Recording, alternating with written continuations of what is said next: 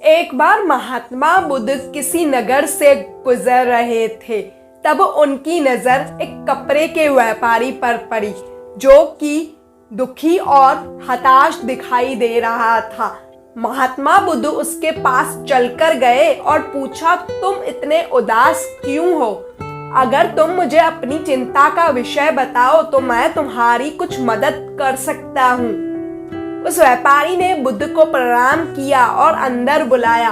उस व्यापारी ने बताया कि जब से मेरी पत्नी की मृत्यु हुई है, तब से मेरे घर पर मेरे छोटे बेटे की देखभाल के लिए कोई नहीं है, इसलिए मैं उसे अपने साथ हर दिन दुकान ले आता हूँ। लेकिन वह मेरे दुकान पर आने वाले हर ग्राहक की पगड़ी को उछालकर फेंक देता है। कभी कभी तो उनका झोला भी उठाकर फेंक देता है। मैंने उसे बहुत समझाया, बहुत डांटा, लेकिन वह नहीं माना। इसकी इसी हरकतों की वजह से मेरे सभी ग्राहक खुद को अपमानित मानकर यहाँ से चले जाते हैं। बुद्ध ने कहा, अगर तुम चाहो तो मैं तुम्हारी मदद कर सकता हूँ, लेकिन तुम्हें मुझसे एक वादा करना होगा। मैं जो भी करूँ उसमें तुम कोई दखलंदाजी नहीं करोगे और ना ही तुम मुझसे कोई प्रश्न करोगे। उस व्यापारी ने बुद्ध से वादा कर दिया। अगले ही दिन बुद्ध एक पगड़ी पहनकर आए और एक ग्राहक की भांति आकर बैठ गए। व्यापारी का बेटा आया और उसने बुद्ध की पगड़ी उछालकर फेंक दी। महात्मा बुद्ध मुस्कुराए और कहा, जाओ जाकर उस पगड़ी को वापस ले आओ। लड़का दौड़कर गया और उसने बुद्ध के हाथ में पगड़ी लाकर रख दी।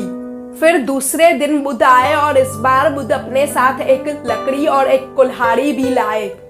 फिर से उस लड़के ने बुद्ध की पगड़ी उछालकर फेंक दी।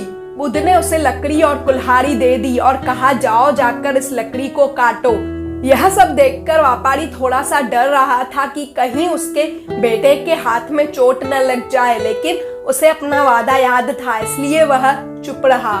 ऐसे ही 7 दिनों तक बुद्ध हर दिन कुछ नया काम लाते और उस लड़के को कहते करने के लिए। जल्द ही वो लड़का भूल गया कि उसे किसी की पगड़ी उछालने का भी काम करना है। यह सब देखकर व्यापारी खुश हुआ और उसने बुद्ध को धन्यवाद किया। हमारा मन 2 तरीकों से काम कर सकता है। पहला, मन अपने हिसाब से काम कर सकता है, या तो दूसरा, मन को हम अपने हिसाब से काम करवा सकते हैं।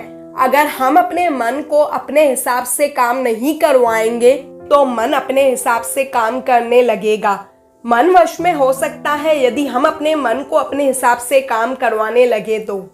इस कहानी में बुद्ध से मिलने से पहले लड़के का मन अपने हिसाब से अनियंत्रित रूप से काम कर रहा था, लेकिन बुद्ध ने उस लड़के को अपने अनुसार काम करवाया, जिससे उसकी आदतें ही बदल गई।